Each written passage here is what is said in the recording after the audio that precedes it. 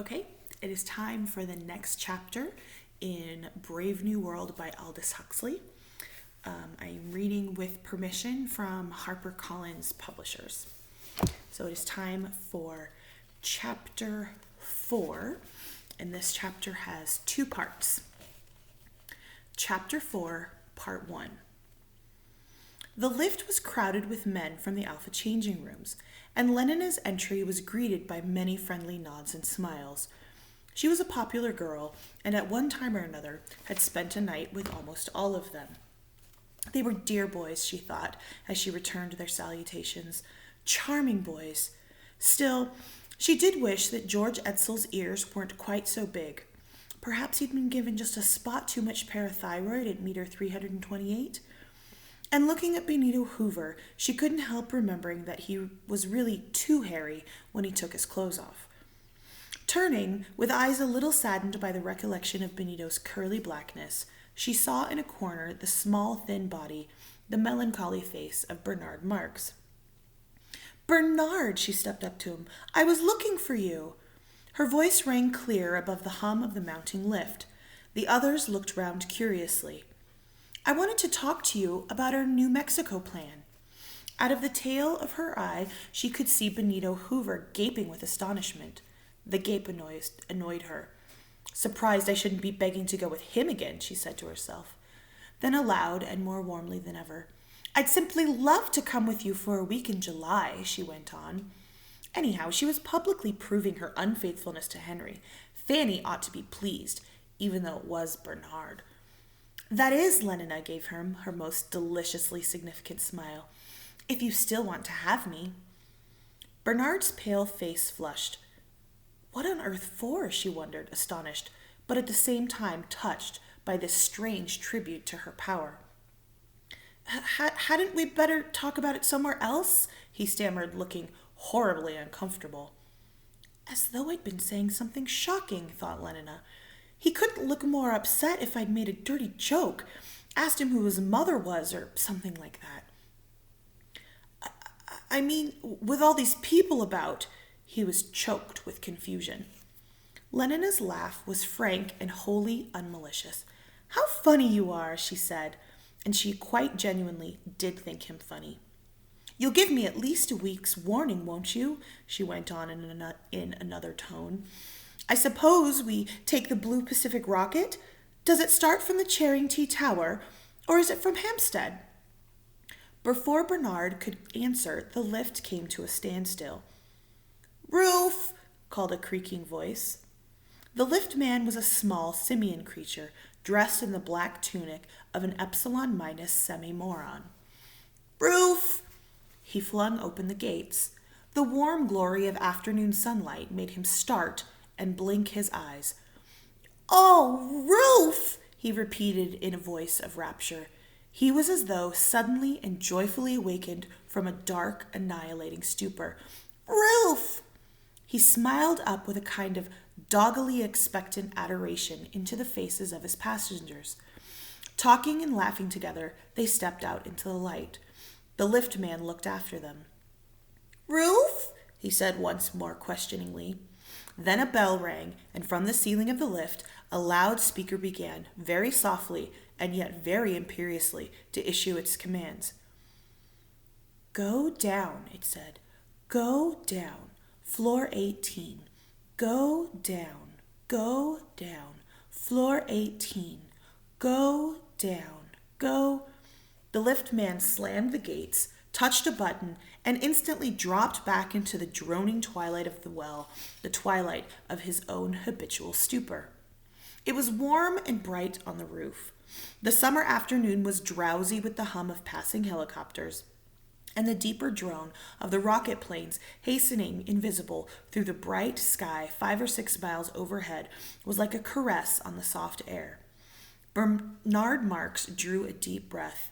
He looked up into the sky and round the blue horizon, and finally down into Lenina's face. "Isn't it beautiful?" His voice trembled a little. She smiled at him with an expression of the most sympathetic understanding. "Simply perfect for obstacle golf," she answered rapturously. "And now I must fly, Bernard. Henry gets cross if I keep him waiting. Let me know in good time about the date. And waving her hand, she ran away across the wide, flat roof towards the hangars. Bernard stood watching the retreating twinkle of the white stockings, the sunburnt knees vivaciously bending and unbending again, and the softer rolling of those well-fitted corduroy shorts beneath the bottle green jacket. His face wore an expression of pain.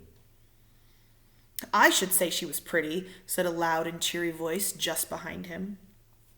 Bernard started and looked around. The chubby red face of Benito Hoover was beaming down at him, beaming with manifest cordiality. Benito was notoriously good-natured. People said of him that he could not have got through life without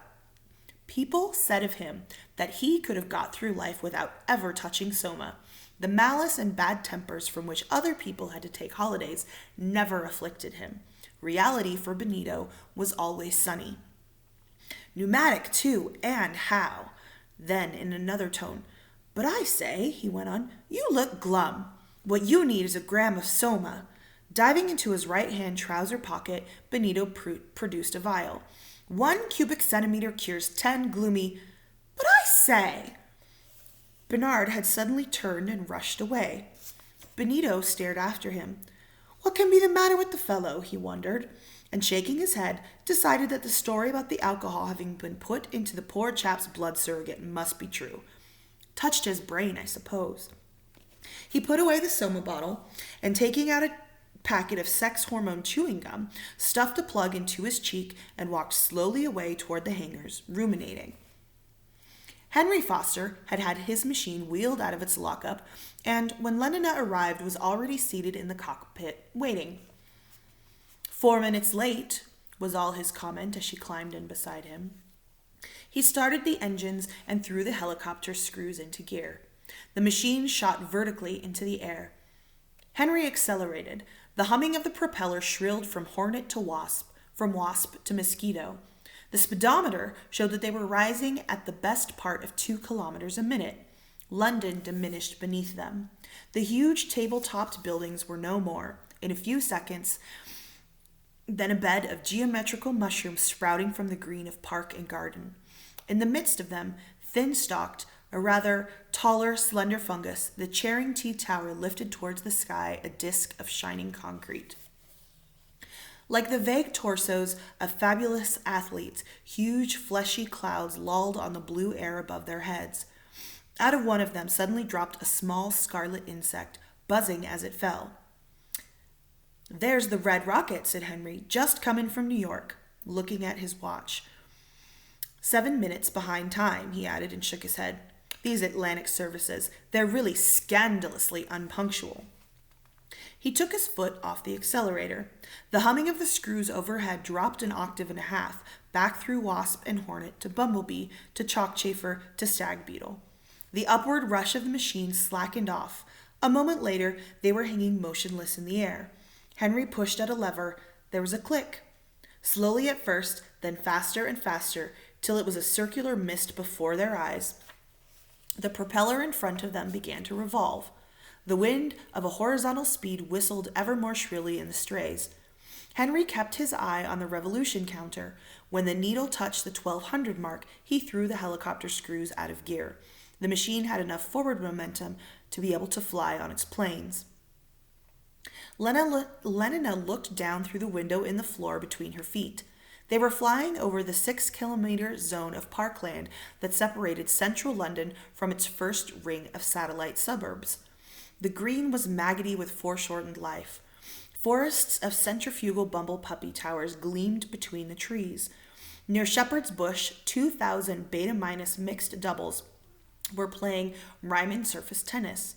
A double row of escalator 5 courts lined the main road from Notting Hill to Willesden. In the Ealing Stadium, a Delta gymnastic display and community sing was in progress.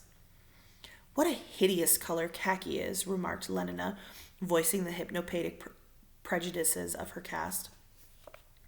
The buildings of the Hounslow Feely studio covered 7.5 hectares. Near them, a black and khaki army of laborers was busy revitrifying the surface of the Great West Road.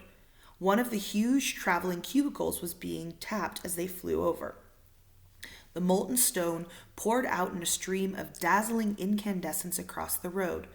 The asbestos rollers came and went. At the rail of an insulated watering cart, the steam rose in white clouds. At Brentford, the television corporation's factory was like a small town. "They must be changing the shift," said Lenina. Like aphids and ants, the leaf-green gamma girls, the black semi-morons swarmed round the entrances or stood in queues to take their places in the monorail tramcars. Mulberry-colored beta-minuses came out and went among the crowd.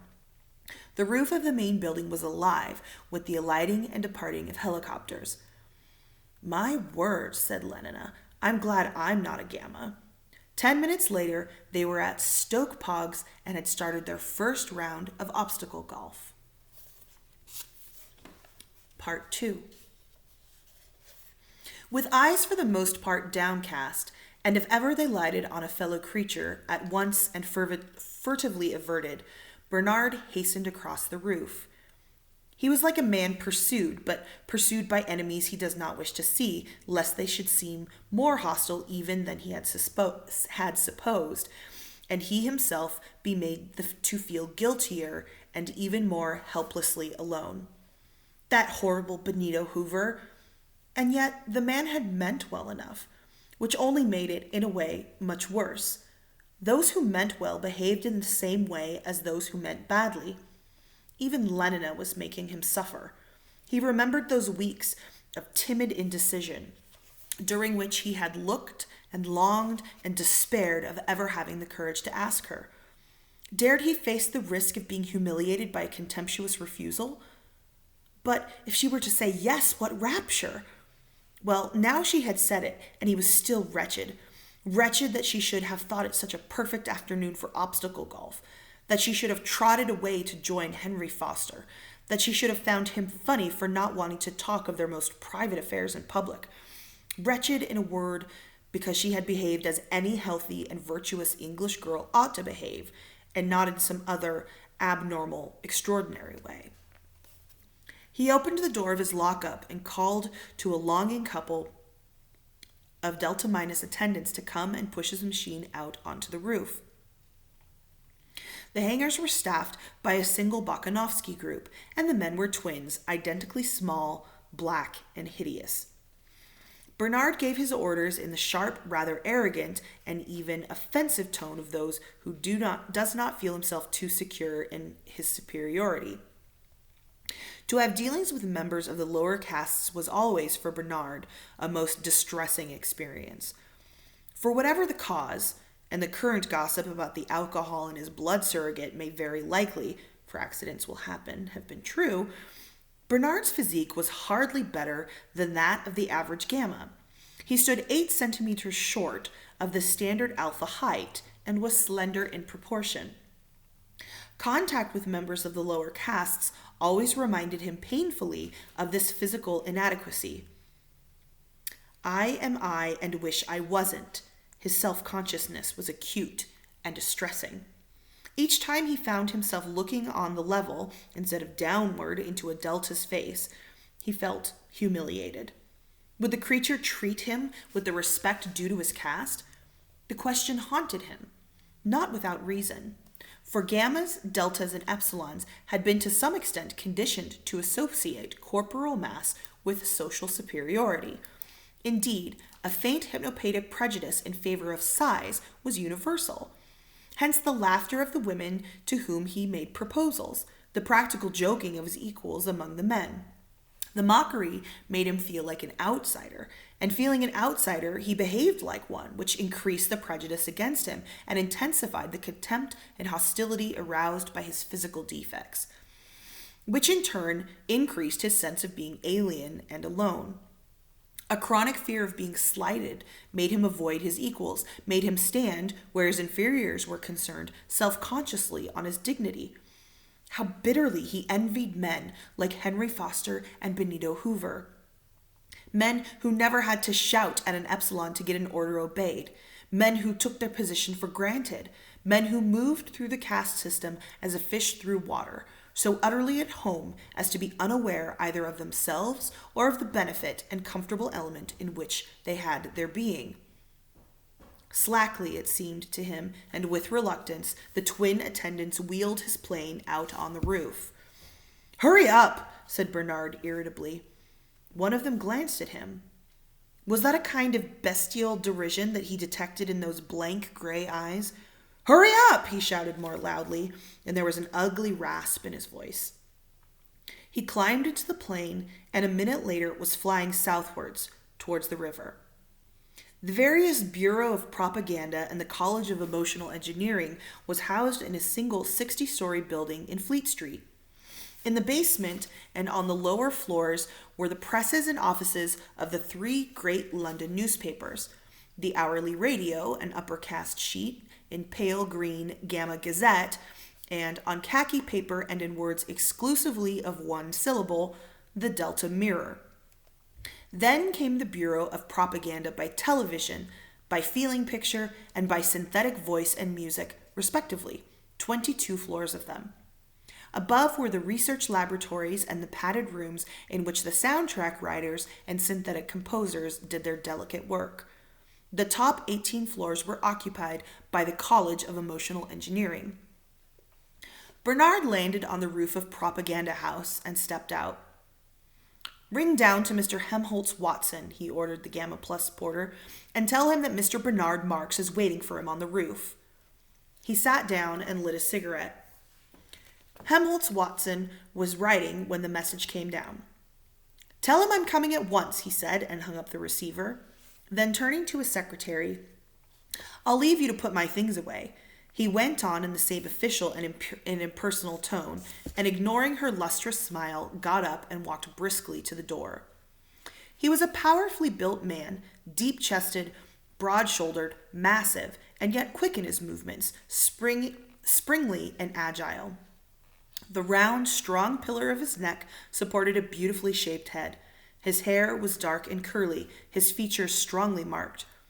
In a forcible, emphatic way, he was handsome and looked, as his secretary was never tired of repeating, every centimeter an alpha plus. By profession, he was a lecturer at the College of Emotional Engineering, Department of Writing, and in the intervals of his educational activities, a working emotional engineer. He wrote regularly for the Hourly Radio, composed feely scenarios, and had the happiest knack for slogans and hypnopædic rhythms. Able was the verdict of his superiors. Perhaps, and they would shake their heads, would significantly lower their voices, a little too able. Yes, a little too able. They were right. A mental excess had produced in Helmholtz Watson effects very similar to those which, in Bernard Marx, were the result of a physical defect. Too little bone and brawn had isolated Bernard from his fellow men, and the sense of this apartness being, by all the current standards, a mental excess, became in its turn a cause of wider separation. That which had made Helmholtz so uncomfortably aware of being himself and all alone was too much ability. What the two men shared was the knowledge that they were individuals. But whereas the physically defective Bernard had suffered all his life from the consciousness of being separate, it was only quite recently that, grown aware of his mental excess, Helmholtz Watson had also become aware of his difference from the people who surrounded him. This escalator squash champion, this indefatigable lover, it was said that he had 640 different girls in under 4 years.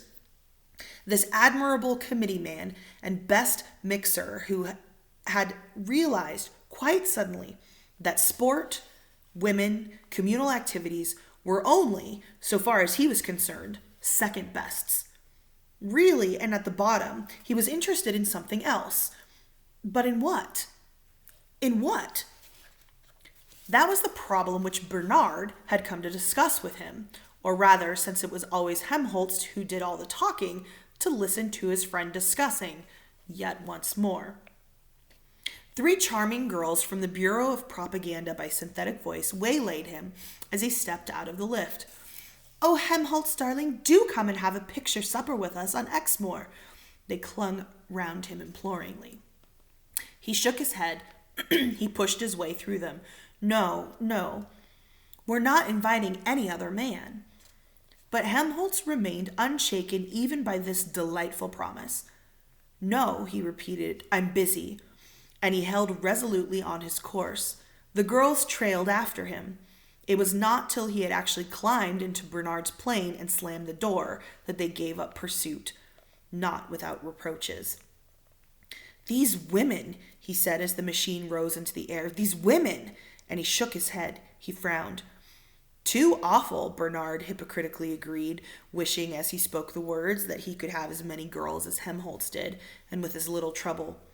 He was seized with a sudden urgent need to boast. I'm taking Lenina Crown to New Mexico with me, he said in a tone as casual as he could make it. Are you? Said Helmholtz with a total absence of interest. Then, after a little pause, this last week or two, he went on, I've been cutting all of my committees and all my girls. You can't imagine what a hullabaloo they've been making about it at the college. Still, it's been worth it, I think. The effects... He hesitated. Well, they're odd. They're very odd. A physical shortcoming could produce a kind of mental excess. The process, it seemed, was reversible. Mental excess could produce, for its own purposes, the voluntary blindness and deafness of deliberate solitude, the artificial impotence of asceticism. The rest of the short flight was accomplished in silence. When they had arrived and were comfortably stretched out on the pneumatic sofas in Bernard's room, Helmholtz began again, speaking very slowly. Did you ever feel, he asked, as though you had something inside you that was only waiting for you to give it a chance to come out? Some sort of extra power that you aren't using? You know, like all the water that goes down the falls instead of through the turbines? He looked at Bernard questioningly. You mean all the emotions one might be feeling if things were different? Helmholtz shook his head. Not quite. I'm thinking of a queer feeling I get sometimes, a feeling I've got something important to say and the power to say it, only I don't know what it is, and I can't make any use of the power. If there was some different way of writing, or else something else to write about. He was silent then. You see, he went on at last, I'm pretty good at inventing phrases. You know, the sort of words that suddenly make you jump, almost as though you'd sat on a pin. They seem so new and exciting, even though they're about something hypnopatically obvious. But that doesn't seem enough. It's not enough for the phrases to be good. What you make with them ought to be good too. But your things are good, Helmholtz. Oh, as far as they go, Helmholtz shrugged his shoulders, but they go such a little way. They aren't important enough somehow. I feel I could do something much more important. Yes, and more intense, more violent, but what? What is there more important to say? And how can one be violent about the sort of things one's expected to write about? Words can be like X-rays if you use them properly. They'll go through anything. You read and you're pierced. That's one of the things I try to teach my students, how to write piercingly. But what on earth's the good of being pierced by an article about a community sing or the latest improvement in scent organs? Besides, can you make words really piercing, you know, like the very hardest X-rays, when you're writing about that sort of thing? Can you say something about nothing? That's what it finally boils down to. I try and I try. Hush! Said Bernard suddenly, and lifted a warning finger. They listened. I believe there's somebody at the door, he whispered. Helmholtz got up, tiptoed across the room, and with a sharp, quick movement, flung the door wide open. There was, of course, nobody there. I'm sorry, said Bernard, feeling and looking uncomfortably foolish. I suppose I've got things on my nerves a bit. When people are suspicious with you, you start being suspicious with them. He passed his hand across his eyes. He sighed. His voice became plaintive. He was justifying himself. If you knew what I've had to put up with recently, he said almost tearfully, and the uprush of his self-pity was like a fountain suddenly released. If you only knew. Watson listened with a certain sense of discomfort. Poor little Bernard, he said to himself, but at the same time he felt rather ashamed for his friend. He wished Bernard would show a little more pride. And that is the end of chapter 4. Stay tuned for chapter 5.